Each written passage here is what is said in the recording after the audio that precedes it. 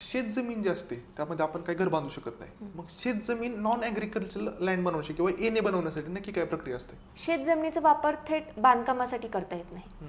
त्यासाठी तुम्हाला जिल्हाधिकाऱ्याला किंवा तहसीलदाराला एक अर्ज करून परवानगी घ्यावी लागते.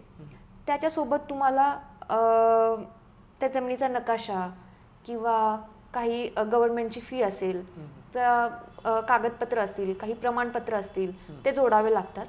आणि ते तपासूनच किंवा त्याचा तपास झाल्यानंतर रूपांतरण आदेश पारित केला जातो.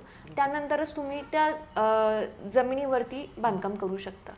नक्की काय काय नियम असतात बरं? मला जेवढं म्हणजे कळतं तेवढं काहीतरी 30 फुटी रोड असावा लागतो, काहीतरी अजून जागा सोडावं लागते, असं काय नियम असतात का? नक्की काय काय नियम असतात? ती एन ए प्रॉपर्टीला ॲम्युनिटी स्पेस वगैरे ते सोडावं लागतं. ओके. तुम्हाला ओपन स्पेस, ॲम्युनिटी स्पेस ह्या गोष्टी सोडूनच एन ए प्रॉपर्टी करता येते. संपूर्ण व्हिडिओ पाहण्यासाठी आमच्या यूट्यूब चॅनलला भेट द्या.